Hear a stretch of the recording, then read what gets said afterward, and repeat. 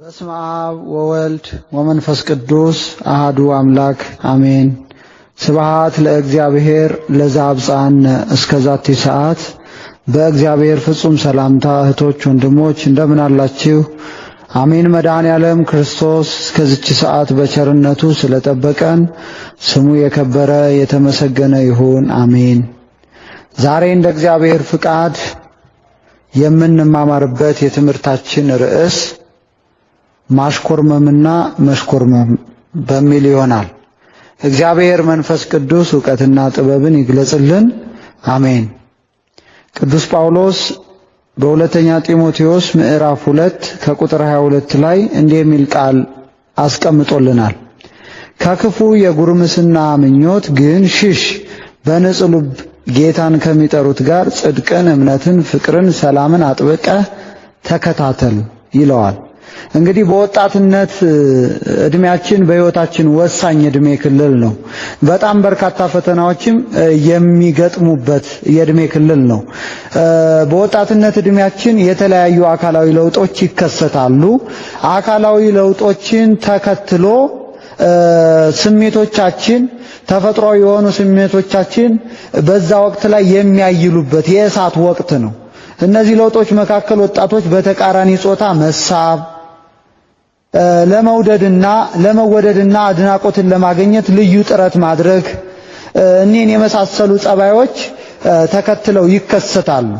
ይህ ክስተት ገደብ ካልተበጀለትና ወጣቶች ራሳቸውን መግዛት ካልቻሉ ወዳልተፈለገ ምግባር ሊመራቸው ይችላል። ይሄ ብቻ ሳይሆን ሰማያት ኢየሩሳሌምን ሊያሳጣቸው እግዚአብሔር ላይ በአመጽ በኃጢአት የተቀጣጠለ ዘመንን አሳልፈው እግዚአብሔር ላይ በአመጽ እንዲነሱም ምክንያት ሊሆንባቸው ይችላል። በተለይ በዚህ ዘመን ወጣቶች ከተለያየ አቅጣጫ ከሚደርስባቸው ተጽዕኖና አካባቢውን ለመምሰል ሲሉ በማሽኮርመምና በመሽኮርመም ሕይወት ውስጥ ገብተው ይገኛሉ። እንግዲህ ይህንን ሕይወት በተለያየ ደረጃ የምናልፍበት ሕይወት ነው። ማሽኮርመምና መሽኮርመም የሚለው ቃል ብዙዎቻችን ሊከብደን ይችል ይሆናል። ይሄ ቢሆንም ቅሉ ቤተክርስቲያናችን ስለ እያንዳንዱ ነገር የማስተማር ግዴታ፣ ወጣቶች ከሚገጥማቸውን ፈተና አስቀድማ ማሳወቅ፣ ይህንን ፈተና የሚያልፉበትን መንገድ መጠቆም ኃላፊነት ስላለባት ቃላቶቹ ቢከብዱም የግድ መነጋገር መቻል አለብን። እንግዲህ ማሽኮርመምና መሽኮርመም በዘመናዊ ቋንቋ አሁን በምንጠቀምበት አማርኛ ያው መጀናጀን ወይም መጠባበስ በሚለው ቃል እየታወቀ ነው። እንግዲህ አንድ ወጣት ከአንዲት ወጣት ጋር፣ አንዲት ወጣት ከሌላኛው ወጣት ጋር የማውራታቸው ጉዳይ ተፈጥሯዊ ነው። እግዚአብሔር አምላክ የሰውን ልጅ በገነት ከፈጠረ በኋላ የሰው ልጅ ብቻውን ይሆን ዘንድ መልካም አይደለም ብሏል።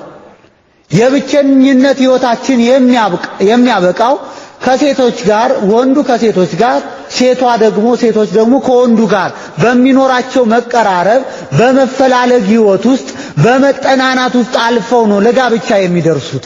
በዛ መካከል ደግሞ ማሽኮርመምና መሽኮርመም ይኖራል። ስለዚህም ይሄ ጉዳይ በሁለት አንግል ነው የምናየው። እንግዲህ ክርስቲያናዊ ያልሆነ ማሽኮርመምና መሽኮርመም አለ። ይሄ ክርስቲያናዊ የሆነ ማሽኮርመምና መሽኮርመም ምን መገለጫዎች አሉት ብለን ማንሳት ይጠበቅብናል። ይሄንን ለማንሳት የመጀመሪያው ነገር የሚነሳው ተጠቃሹ ነገር ጊዜያዊ ደስታን ለማግኘት፣ ስሜትን ለማርካት ከተቃራኒ ጾታ ጋር የሚመሰረት ጊዜያዊ ግንኙነት ነው።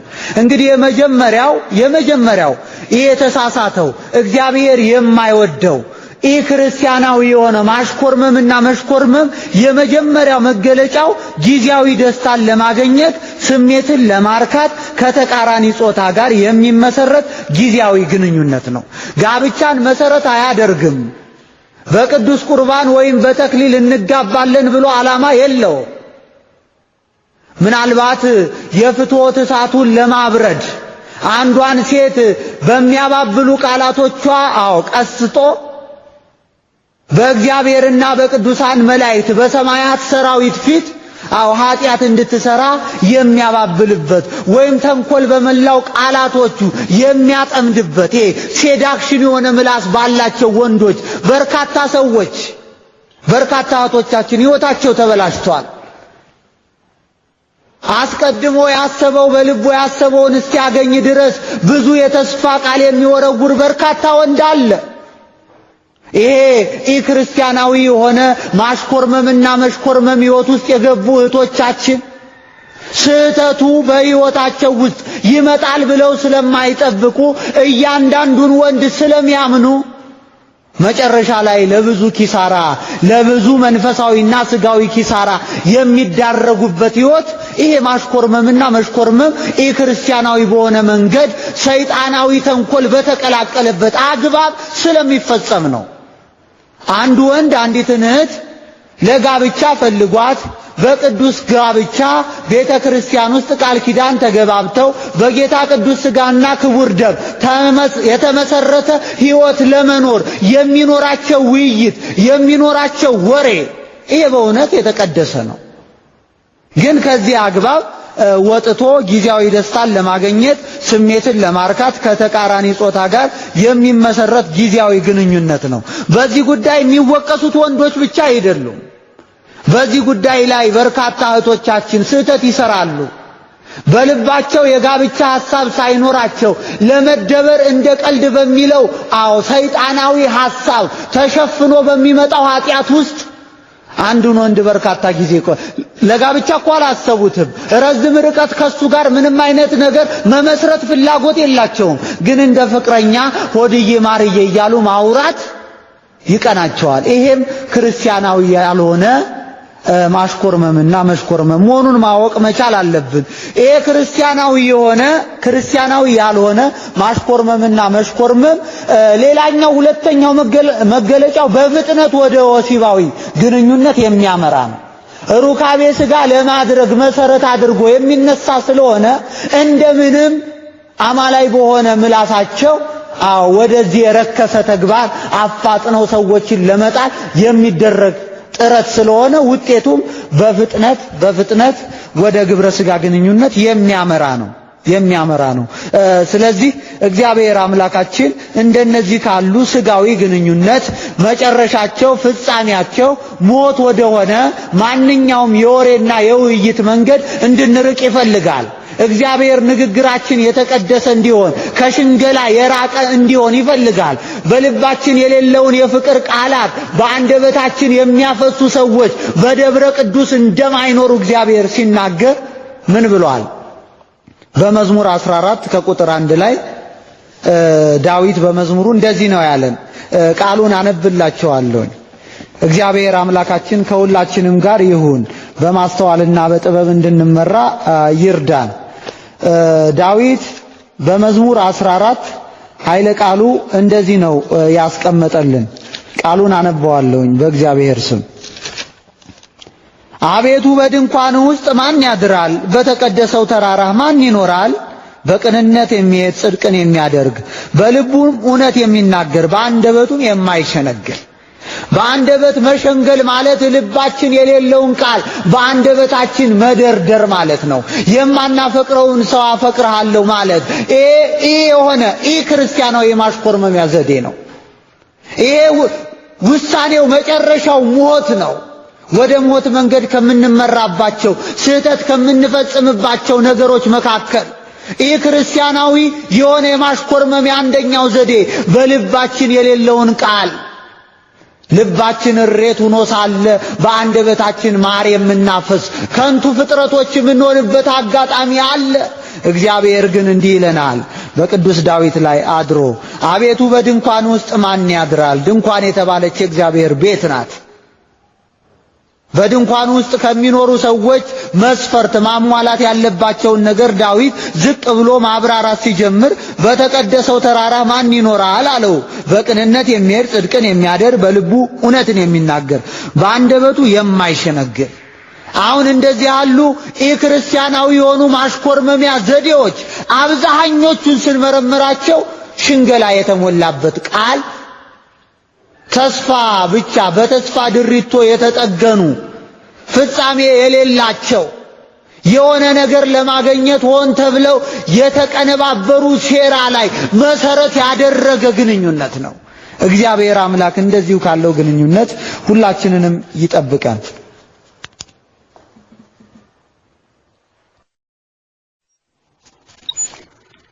እንግዲህ እያንዳንዱ ነገር ሳንጠነቀቅ የምናደርገው ከሆነ አደጋዎች ይኖሩታል።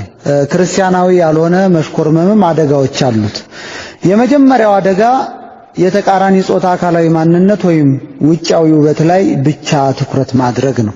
እንግዲህ ሁላችሁ እንደምታውቁት ዛሬ ትዳሮች ለምን መበርከት አቃታቸው? 2 ዓመት 3 ዓመት 2 ፀጉር እስከ ማየት ድረስ ትዳር መዝለቅ ለምን አቃተው? በአንድ ሰው ተወስነን መኖር ለምን አቃተን የሚል ጥያቄ ከተነሳ ሁልጊዜ መነሻ ምክንያቱ ስጋዊ ስለሆነ ነው። ስጋዊ ነው።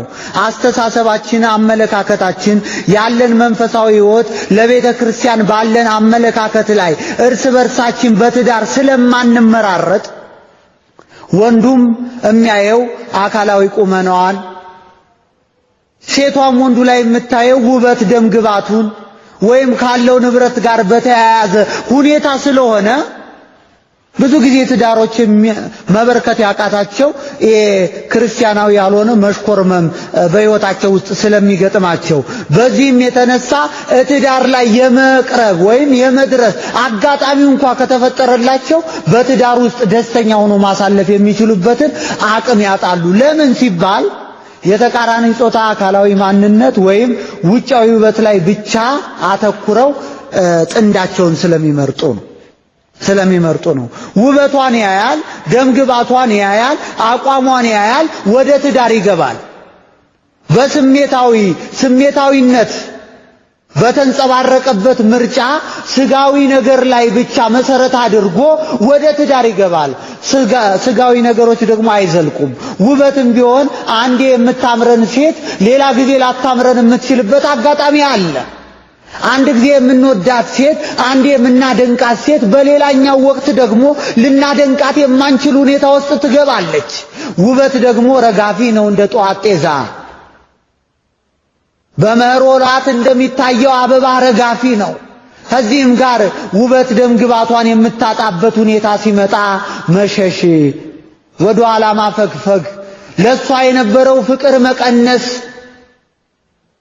አዎ እንደዚህ እያለ ዝምድናው ይሞታል። ሁላችንም በተለይ እህቶች እዚህ ጋር ልንጠነቀቀው የሚገባው ነገር አንድ ወንድ ወድሻለሁ፣ አፈቅርሻለሁ ብሎ ወደ ማሽኮርመም ስርዓት ውስጥ ሲመጣ ከኔ የፈለገው ነገር ምንድነው ብለን መጠየቅ አለብን። እሱ እንኳን የሚለን ትዳር ሊሆን ይችላል። ከንግግሩ ጀርባ ግን ውሸት ተደብቆ ሊሆን ስለሚችል እግዚአብሔር አምላክ በሰጠን የሴትነት ጸጋ እውነተኛ ወንድ መሆኑን የፈለገው ነገር ምን መሆኑን ማረጋገጥ ይገባናል። ብዙዎቻችን እንደዚህ ያለ ወንድ በሕይወታችን ይመጣና 3 ቀን 4 ቀን ካወራን በኋላ እሳት ፊት እንደቀረበ ሰም ልባችንን ያቀልጠዋል። ከዛ በኋላ የነበርንበት መንፈሳዊ ሕይወት ጋር ማች የሚያደርግ ጸባይ ስለማይኖረው እሱን ለመለወጥ ብለን ሌላ ያልተገባ ሕይወት ውስጥ እንገባና ራሳችን ተቀይረን ዓለማዊ እንሆናለን። እኛ ማንን ራሳችንን መለወጥ ያቃተን እኛ ሌላን ሰው መለወጥ እንችላለን ብለን እስከ ትዕቢት ድረስ ማሰብ የተገባ ተራራ የሆነ ልብ ያለን እኛ ማንን? በእውነት ማስተዋል ብዙ ሰዎች ጎሏቸዋል። ስጋ ወደሙ የማይቀበል እጮኛ ካጠገባቸው ይዘው ወደ ዘላለማዊ እሳት የሚወስደውን መንገድ ላይ መቆማቸው እየገባቸው ከዛ መንገድ ግን ለመውጣት ፈቃደኛ ያልሆኑ ስጋዊ መሰረት ላይ ስጋዊ ማሽኮርመም ላይ ዓላማ አድርገው የሚኖሩ በርካታ ሰዎች ናቸው። መንፈሳዊነታቸውን አጥተው ከእግዚአብሔር ኅብረት የተለዩ በጮኛቸው ምክንያት አጠገባቸው ባለው ሴዳክሽን ምላስ ባለው ወንድ የተነሳ መንፈሳዊ ሕይወታቸው የተቃወሰ በርካታ እህቶች አሉ። ታዲያ ብልህ ሴት ምን ታደርጋለች? አንድ ወንድ ወድሻለሁ ብሎ ሲመጣ ምን ትላለች? ለምን ወደደኝ? ምኔን አይቶ ነው? መሰረታዊ የሆነው ከመውደዱ ጀርባ የተናገረባትን ምክንያት ያው ታገናዝባ መቀበል ካለባት ትቀበለዋለች፣ መቀበል ከሌለባት ታርቀዋለች ከሱ ማለት ነው። ሁላችን ልንገነዘበው የሚገባው ትልቁና ዋና ጉዳይ እግዚአብሔር የማይወድ ወንድ እኛን ሊወደን እንደማይችል እንወቅ። ለክርስቶስ ፍቅር የሌለው መንፈሳዊ ነገሮችን ለመስራት የማይጓጓ ሰው በእውነት አንዲትን ሴት ለዘላለም ወዶ መኖር ይቻላል ማለት የማይታሰብ ነገር። ብዙዎቻችን መንፈሳዊ መሆናችን የሚገለጠው አጠገባችን እንዲኖር እድሜ ዘመናችን አጋር ለመሆን የምንመርጠውን ሰው ላይ በሚኖረን አመለካከት ነው። በርካታ እህቶች በዚህ ጉዳይ ላይ እጮኝነታቸውን አፍርሰዋል። ለክርስቶስ ፍቅር የሌለው ሥጋ ወደሙ ለመቀበል ፈቃደኛ ያልሆነ እግዚአብሔርን ለማምለክ ጠዋት በኪዳኑ ማታ ደግሞ በሰርክ ጸሎቱ የማይገኝ በምክረ ካህን በፍቃደ ካህን የማይኖር ወንድ ስለሆነ አይ እንዲህ ያለው ወንድ ጋር ኑሬማ ብርሃን ከጨለማ ጋር ምን ህብረት አለው? እኔን ከዚህ ከአዳኜ ከሆነው ከክርስቶስ ሊለየኝ የመጣ የሰይጣን ፈተና ነው። እንዲህ ያለ ዝምድና አውጥቶ መጣል ነው። ወንጌላችንስ ምን ይላል? ዓይንህ ማሰናከያ የምትሆን ከሆነ አውጥተህ ካንተ ጣላት። ዓይን ኑሮ ወደ እግዚአብሔር ወደ ሲኦል ከምትወርቅ ይልቅ ዓይን ሳይኖር ወደ መንግሥተ ሰማያት ብትገባ ይሻላል። እጅ ላንተ ለወንጌል ለክርስቶስ በአንተና በክርስቶስ መካከል ላለው ፍቅር እንቅፋት ከሆነች እጅህንም ቢሆን ቆርጠህ ጣላት። አካለ ጎደሎ ሁኖ ወደ እግዚአብሔር መንግሥት መግባት ይሻላል አካለ ሙሉ ሁኖ ወደ መከራ ከመግባት ማለት ነው። ስለዚህ እንዲህ ያሉ ዝምድናዎች በእንጭጫቸው መቀጨት አለባቸው። አንደኛው ክርስቲያናዊ ያልሆነ መሽኮርመም አደጋ ከሚያስከትልባቸው ነገሮች መካከል በሰማዩም ዓለም በምድሩም ዓለም በደስታ እንዳንኖር እንቅፋት ይሆናል። አንድ ሰው በሕይወታችን ውስጥ ሲቀርብ እንዲህ ያለ የማሽኮርመም ስርዓት ውስጥ ሊከተን ሲያስብ እንዲህ መሆኑ ሲገባል ወዲያውኑ የዝምድና መቀጠልም መቋጨትም ያለበት የመጀመሪያው መስፈርት ለምን መጣ? ስጋዊ መሰረት ላይ ነው? ውጫዊ ውበት ላይ ነው የሚያተኩረው የሚለውን ማጣራት ግድ ይላል። ሌላው ሁለተኛው አደጋ ተቃራኒ ጾታ የስሜት ማብረጃና መጠቀሚያ ዕቃ አድርጎ ማሰብ። አብዛኛው እንደዚህ ያለ የማሽኮርመም ስርዓት ውስጥ የሚገቡ ወንድሞችም እህቶችም ብዙ ጊዜ ይቸኩላሉ ለዝሙቱ ይቸኩላሉ። አማለው በክርስቶስ ፊት ኃጢአት ሰርተን ቤተ መቅደስ የሆነውን ስጋችንን እንድናፈርሰው። እኛ እኮ በእውነት ለመናገር ልባችንን ዙፋን ሰውነታችንን ድንኳን አድርጎ የሚኖርብን መንፈስ ቅዱስ ነው። እኛ እኮ የእግዚአብሔር ልጆች ነን። እንደ ሥጋ ሐሳብ እንዳንኖር ክርስቶስ ኢየሱስ ጋር የሥጋ ሐሳባችንን በመስቀሉ ላይ የሰቀልን እኛ እኮ ለዓለም ሙት ነን። መንፈሳዊ ፍሬ ለማፍራት ለክርስቶስ ለመታዘዝ ዓለምን እምቢ ብለን ከሰይጣን ሽንገላ ሩጠን አምልጠን በመንፈሳዊ ማዕከል ወይም በመንፈሳዊ ሕይወት ውስጥ የተደበቅን ሰዎች ነን። እና እንደነዚህ ያሉ ሰዎች አንዳንድ ሰዎች ምናልባት የሚጠይቁትን ነገር ቶሎ ላይ ይጠይቁ ይችላሉ፣ ግን ምሪታቸው ሁሉ ወደ ዝሙት ነው። ምሪታቸው ቤተ መቅደስ የሆነውን አካላችንን ማርከስ ነው። ምሪታቸው እንዲህ ያለ ወደ ሰይጣን ሐሳብ እንዲህ ያለ የዝሙት ሐሳብ በህሊናችን መሰንቀር ነው። ምናልባት እኛ ጋር በአካል እንኳን አንድ ባይሆኑ እያደረ እየዋለ የዝሙት ሐሳብ ህሊናችን ላይ አጠራቅመው ስለውብን በሐሳብ እንድንወድቅም ሊያደርጉን ይችላሉ። እንዲህ ያለ ክርስቲያናዊ ያልሆነ መሽኮርመም አደጋው አንደኛው አደጋ ይሄን ይመስላል። ሶስተኛው ሌሎችን ለማሰብና ጎልቶ ለመታየት በምናደርገው ጥረት ስርዓት ያጣ አለባበስን ስለምናዘወትር የተለያዩ ጾታዊ ትንኮሳዎች መጋለጥ ይገጥመናል።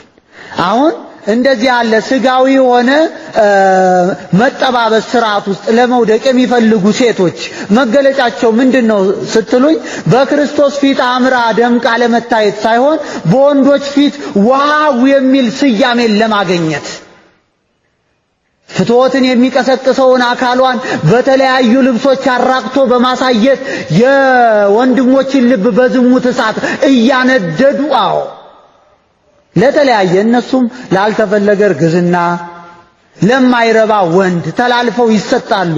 ሌላውንም ወንድ ለማይረባ ሐሳብ አሳልፈው ይሰጣሉ። አብዛኛውን ጊዜ እንዲህ ያለ ስርዓት ውስጥ ለመኖር ደስታ የሆነላቸው ብዙ ሴቶች አሉ። ራሳቸውን አጋልጠው በማቀው መስታወት ፊት ለመቆም በርካታ ጊዜ የሚፈጁ መጽሐፍ ቅዱስ ፊት ግን ለመቆም ፈቃደኛ ያልሆኑ በእግዚአብሔር ፊት አምረው ደምቀው ለመታየት የሚያስችለውን ዝግተኛ መንፈስ ለመያዝ የሚያስችለውን መንፈሳዊ ሥራ ከመስራት የሚሰለቹ በስጋዊ አስተሳሰብ ተጠምዶ ለመኖር ወሳኝ የሆነውን የዲያብሎስን ሥራ ግን ለመስራት ባተሌና ቢዚ የሆኑ በርካታ እህቶች አሉ። ወንድሞችም በዚህ በኩል ከመታማት አናልፍም። የተበጫጨቀ ሱሪ ለብሰን ሎቲ በጆሮአችን አንጠልጥለን ጸጉራችንን በማይገባ መልኩ አሳድገን በርካታ ሴቶች አይተው ዋው እንዲሉን እንደዚህ ያለ መሻት ውስጥ የገባን በርካታ ሰዎች ነን። በእውነት ክርስቲያን የሆነ ሰው ሁሉ መንፈሳዊ ሕይወቱ እንዲደምቅ ነው እንጂ በውጫዊ ሽልማት የሆነ ያለባበስ ሥርዓት ውስጥ አይኖርም። እንዲህ ያሉ የማሽኮርመም ሥርዓት ውስጥ የሚከቱ አልባሳቶችን ከኛ ማራቅ አለብን። እኛ በሕያው እግዚአብሔር በኢየሱስ ክርስቶስ ደም የተዋጀን ነን። ለሚያየን ሁሉ መማሪያ ነው እንጂ መሰናከያ መሆን የለብንም።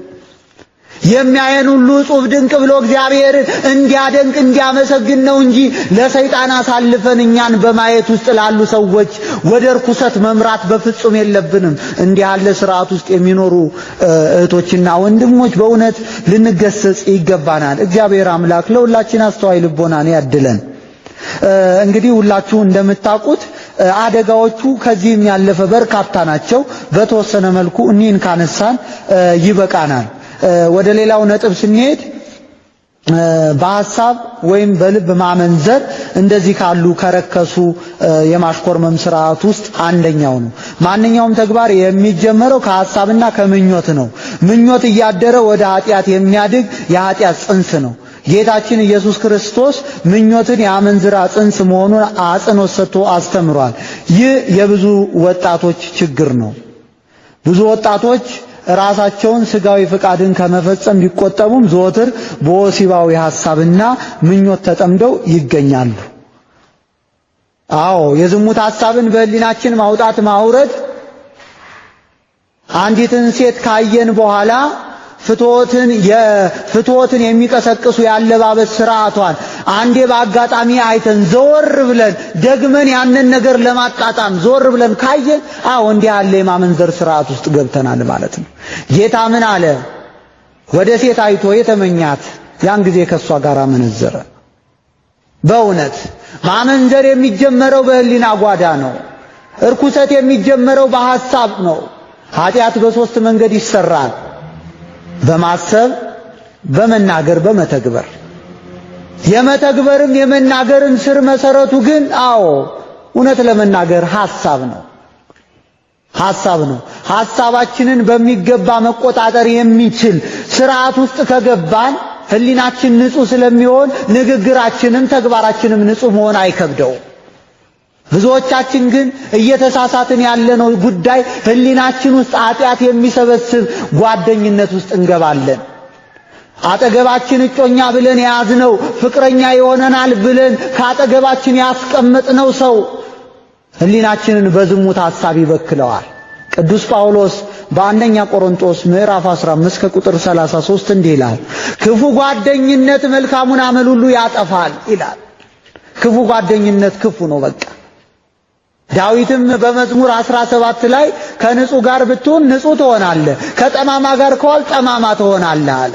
ከፍቅረኛችን የበለጠ አብረን ወደፊት ሕይወታችን ውስጥ ለመኖር ካሰብነው የበለጠ የምንቀርበው ሰው ማን ነው? የምንቀርበው ሰው ንጹህ ከሆነ ሕይወታችን የኛ ንጹህ ይሆናል። ብዙ ስጋዊ የሆኑ የማሽኮርመም ሥርዓት ውስጥ የገቡ ጥንዶች አብዛኛውን ጊዜ በሐሳብ ዝሙት ይለከፋሉ። ምናልባት በአካል ተገናኝተው ይህን የዝሙት ተግባር መፈጸም እንኳ ባይችሉ በሕሊናቸው ጓዳ ግን ደጋግመው በዚህ ኃጢአት ይወድቃሉ። ስለዚህም ስጋዊ የሆነ ወይም ደግሞ ኢክርስቲያናዊ የሆነ የማሽኮርመም ሥርዓት እንደነዚህ ያሉ በርካታ አደጋዎችን ያስከትላል ማለት ነው።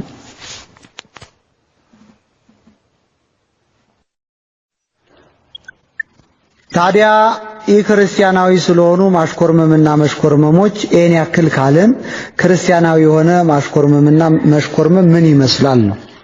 ክርስቲያናዊ ማሽኮርመም የሚገልጹ ታሪኮች በመጽሐፍ ቅዱስ ውስጥ እናገኛለን። ለዚህ ምሳሌ ተደርጎ የሚጠቀሰው የያዕቆብና የራሔል ታሪክ ነው። ዘፍጥረት ምዕራፍ 28 ምዕራፍ 29 የምናገኘውን ታሪክ ሙሉን ብናነበው ክርስቲያናዊ ማሽኮርመም ምን ይመስላል የሚለውን ነገር በቅጡ ማስተዋል እንችላለን። በነጥብ ስናስቀምጣቸው ክርስቲያናዊ ማሽኮርመም ብዙ ጊዜ ዓላማው ወደ ጋብቻ ለማምራት ቅዱስ በሆነ የጋብቻ ሕይወት ውስጥ ለመኖር ነው። በእግዚአብሔር ፊት በሥጋው ደሙ ታትሞ ቅዱስ ሥጋውና ክቡር ደሙን እየተቀበሉ በቅድስና ሦስቱን የጋብቻ ዓላማዎች እየከወኑ መኖር ነው። ዘር መተካት፣ ፍትወትን ከፍትወት እሳት የመቃጠልን ለመጠበቅ ከዚህም ባለፈ ለመረዳዳት የሚሉትን የጋብቻ ዓላማዎችን ለማሳካት የሚጥር ነው። በዋነኝነት ደረጃ ይሄ ጋብቻ ይሄ ማሽኮርመም ስርዓት ወሳኙ ነጥብ ወይም መድረሻው ጋብቻ ነው። ጋብቻ ላይም ለመድረስ የሚቻለውን ሁሉ የንጽህና ጎዳና ይከተላል። እውነት ለመናገር ጋብቻ ላይ የሚደርሱ ግንኙነቶች የማሽኮርመም ሕይወቶች ከምን መጠበቅ አለባቸው የሚለውን ማየት ይገባናል።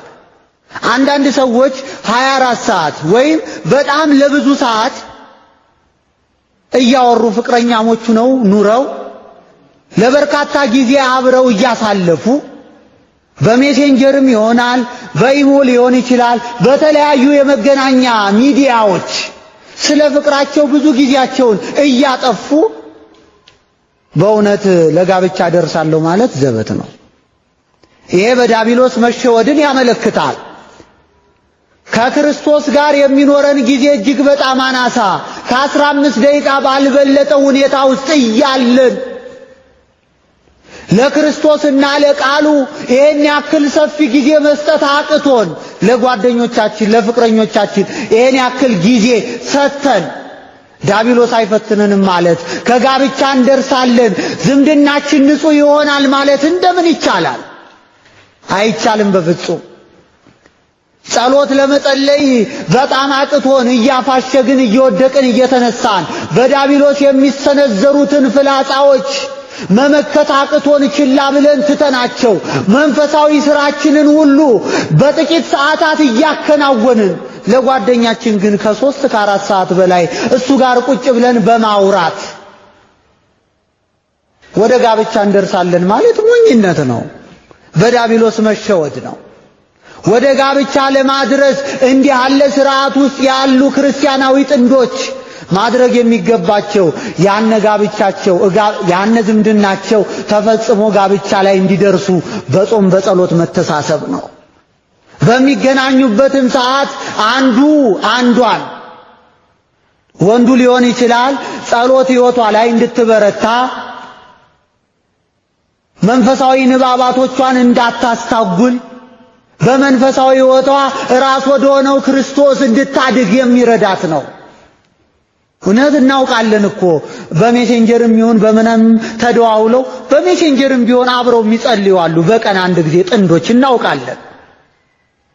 አንዳንዶቹ ደግሞ ጋብቻ ላይ ለመድረስ ሐሳብ ቢኖራቸውም ቅሉ ከጋብቻ በፊት ምንም አይነት እግዚአብሔርን የሚያሳዝን ሕይወት በሕይወታቸው እንዳይገጥማቸው ቢፈልጉም ቅሉ ግን እዛ ላይ ሊያደርሳቸው የሚችለው መንፈሳዊ ስራ ለመስራት ቸልተኞች ናቸው።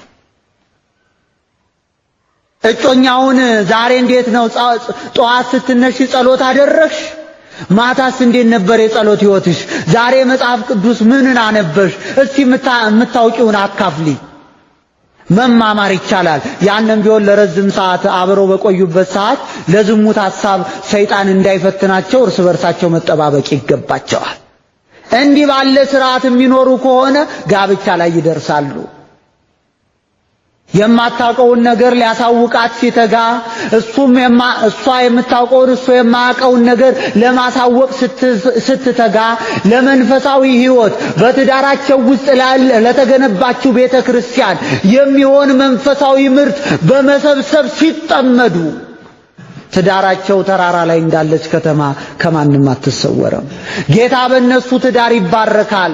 እግዚአብሔር የመረጠው ትዳር እንደዚህ ነው ብለው ለሰዎች አርአያ ምሳሌ መሆን ይቻላቸዋል። ብዙዎቻችን ግን ጋብቻ ለመድረስ የጮኝነት ስርዓት ውስጥ ስንገባ ብዙ ጊዜ የሚያስጨንቀን በትዳር ውስጥ ስለምንኖረው መንፈሳዊ ሕይወት ሳይሆን ድግሱን የት እንደግሰው ነው የሚያስጨንቀን።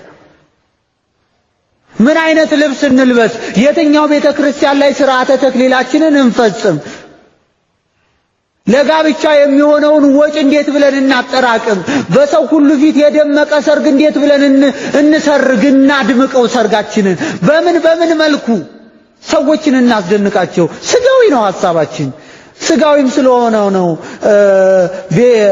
በቁርባን እንኳን ተጋብተን በቀን እንኳን አንድ ጊዜ የቤተሰብ ጸሎት መመስረት ያቃተ፣ በቀን አንድ ጊዜ እንኳን በህብረት ልጆቻችንን ሰብስበን እናትና አባት ቆመው በአንድ ላይ መጸለይ የሚችሉበትን የጸሎት ስርዓት በቤተሰብ መመደብ ያቃተን እኮ ለዛ ነው በእጮኝነት ወቅት ስለ መንፈሳዊነት አንዱ በተጋድሎ እንዲጸና ሌላኛውን መርዳት፣ በመንፈሳዊ ዕውቀት አንደኛውን አእምሮ ማበልጸግ፣ ክርስቶስ በመካከላቸው ሆኖ ንጹህ የሆነውን ዝምድናቸውን ከዳር አድርሶ በንጽህና ጋብቻን እንዲኖሩ የአብርሃምን የሳራን ጋብቻ እንደባረከ የነሱንም ጋብቻ እንዲባርክ ጌታን ወደ ቤታቸው እንደ ዶኪማስ መጥራት ይገባቸዋል። በእጮኝነት ወር ፍቅራቸውን እንዲያጸናው፣ ግንኙነታቸውን ሁሉ እንዲያበረታው፣ ማንኛውም የዓለም ማዕበል የነሱን ፍቅር እንዳያደፈርሰው መልህቃቸው ክርስቶስን መያዝ አለባቸው። የሰላም ወደባቸው ወደ ሆነው ክርስቶስ እየቀዘፉ መድረስ እንዲቻሉ የሚቻላቸውን ሁሉ አቅም ተጠቅመው ወደዛ ወደ መቅዘፍ አለባቸው። እግዚአብሔር አምላክ እንዲህ ባለው ሁኔታ የእጮኝነት ስርዓታችንን ስንጀምረው ጋብቻችን ምን ይሆናል? እጮኝነታችን ተፈጽሞ ጋብቻችን ላይ እንደርሳለን። ጋብቻችንን በንጽህና መኖር የምንችልበት አቅም እናገኛለን ማለት ነው። ሁለተኛው ክርስቲያናዊ የሆነ ማሽኮርመምና መሽኮርመም የእግዚአብሔርን ፍቃድ በመጠየቅ የሚጀመርና የሚፈጸም። ክርስቲያን ሁልጊዜ የሚጀምረው ወይም ደግሞ ፍቃድ የሚጠይቀው እግዚአብሔርን ነው። ወይኩን ፍቃድከ እንላለን። ጌታ ሆይ ፍቃድ ይሁን። ለሰው ከመታዘዝ ይልቅ ለእግዚአብሔር መታዘዝ እጅግ ብልጫ ያለው ጉዳይ መሆኑ ለክርስቲያን መናገር ለቀባሪ ማርዳት መሆኑ ግልጽ ነው። በሕይወታችን ውስጥ ግን ስንቶቻችንን ፍቃድ እግዚአብሔርን ቅድሚያ የምንሰጠው? በዚህ ነገር ላይ የእግዚአብሔር ፍቃድ ምንድነው ብለን የምንጠይቅ ስንቶቻችን ነን? እግዚአብሔር ያልፈቀደው ማንኛውም ነገር ድካም ነው፣ መከራ ነው። ማንም ሰው ከእግዚአብሔር ተለይቶ የመሰረተው እያንዳንዱ ነገር ለቅሶና ዋይታ፣ ጥርስ ማፋጨት እንጂ ደስታን አገኘ የሚለኝ ሰው ማንም የለም። ብዙዎቻችን በስጋ እንጀምራለን፣ በስጋ እንፈጽማለን። ፍቃድ እግዚአብሔርን መጠየቅ የክርስቲያናዊ ማሽኮርመም የመጀመሪያው መስፈርት ነው። ጌታ ሆይ ፍቃድ ይሁን። ፍቃዱ ያልሆነ ማንኛውንም ዝምድና የጌታ ፍቃድ ያለመሆኑን ስንረዳ ቆርጠን ለመጣን ማመንታት የለብንም። እምናመነታ ከሆነ ፍቃድ እግዚአብሔርን ለመቀበል የመከራ መስቀሉን ለመሸከም እግዚአብሔር አድርጉ ያለውን ነገር ለማድረግ የምናቅማማ ከሆነ መንፈሳዊ ሕይወታችን ጥያቄ ምልክት ውስጥ ይወድቃል። አንድ ሰው መንፈሳዊ ነው የሚባለው እግዚአብሔርን ሲያስቀድም ነው። አብርሃምን እኮ እናውቀዋለን። በሞሪያ ተራራ ላይ ልጁን መስዋዕት አድርጎ እንዲሰጠው እግዚአብሔር ሲጠይቀው ልጁን አብርሃም ይስሐቅን እንኳን ቢወደው እንደ አባትነቱ ልቡ እንኳን ይስሐቅን በማረዱ ቢራራ ቢያዝን እንኳን እግዚአብሔር ስለጠየቀ አድርጎታል። በርካታ የምናፈቅራቸው ሰዎች አጠገባቸው ኑረው በፍቃድ እግዚአብሔር ያልተጀመረ ዝምድና መሆኑን ሲገባን እንደ አብርሃም ልጃችንን ወይም ፍቅረኛችንን በሞሪያ ተራራ ላይ ሰውተን ለመስጠት ስንቶቻችን ፍቃደኞች ነን? ስንቶቻችን እግዚአብሔር የማይከብርበት ዝምድና እንደ መሰረትን ሲገባን ስሜታችን ግን ለዛ ነገር እግዚአብሔር ለማይወደው ነገር መሰጠቱ ስናውቀው ያንን ነገር ትተን ወደ እግዚአብሔር ፍቃድ የምንመለስበት ምን ያክል ቆራጥ የሆነ መንፈሳዊ ሕይወት አለን? ይሄን ነው ማዳበር ያለብን። ይሄን ነው በመንፈሳዊ ሕይወታችን እስከ መጨረሻው ድረስ ማዝለቅ ያለብን። ፍቃደ እግዚአብሔርን አውቆ የሚጀመር ዝምድና እጅግ በጣም ውብና የተባረከ ሕይወትን ለመኖር ጽኑ መሰረት ነው። ስለዚህ ሁላችንም በፍቃደ እግዚአብሔር ጀምረን በፍቃደ እግዚአብሔር ተጀምሮ በመንፈሳዊ ነገር ጀምረን እንደ ገላትያ ክርስቲያኖች በስጋ ደግሞ እንዳንጨርስ መካከል ላይ ያለውን ነገር ሁሉ መንፈሳዊ የሆነውን ነገር ሁሉ ሁልጊዜም ከእግዚአብሔር በታች ሁሉን ነገር በንስሐ አባት ምክር በፍቃደ እግዚአብሔር የተመሰረተን በፍቃደ እግዚአብሔር አስቀጥሎ የመጨረሻው ግብ ላይ ለማድረስ በፍቃደ ካህን በምክረ ካህን የታገዘ የጮኝነት ሕይወት ሊኖረን ወይም የመሽኮርመም ስርዓታችን ውስጥ የንስሐ አባት ያላቸውን ሱታፌ እንዳንነፍግ መጠንቀቅ አለብን። ብዙዎቻችን ፍቅረኛ እንኳን ስንይዝ የንስሐ አባቶቻችን አናሳውቃቸው። ለማስተዋወቅ ምንም ፈቃደኛ አይደለንም። ፍቅረኛሞች እርስ በርሳቸው ሲያወሩ ያሉትን ነገር ለንስሐ አባት ለመናገር ብዙዎቻችን ፈቃደኞች አይደለንም። ይሄ የሚሆን ከሆነ ክርስቲያናዊ የሆነ ማሽኮርመም ነው እንዴት ልንለው እንችላለን? ከንስሐ አባትስ የሚደበቅ ነገር ምንስ ሊኖር ይችላል? ቅዱስ ጴጥሮስ አናንያና ሰጲራ የተባሉ ሀብታቸውን ከሸጡ በኋላ ግማሹን ከፍለው ለሌላ ችግር ቢመጣ ብለው ሲያስቀምጡ እሱ ምንድነው ያላቸው? መንፈስ ቅዱስን ስለዋሸው ሞት ነው የፈረደባቸው። ስለዚህም ልንረዳው የሚገባው ነገር ምንድነው? መንፈስ ቅዱስ ያደረባቸው በመንፈስ ቅዱስ ስልጣን የተሰጣቸው እነዚህ አባቶቻችንን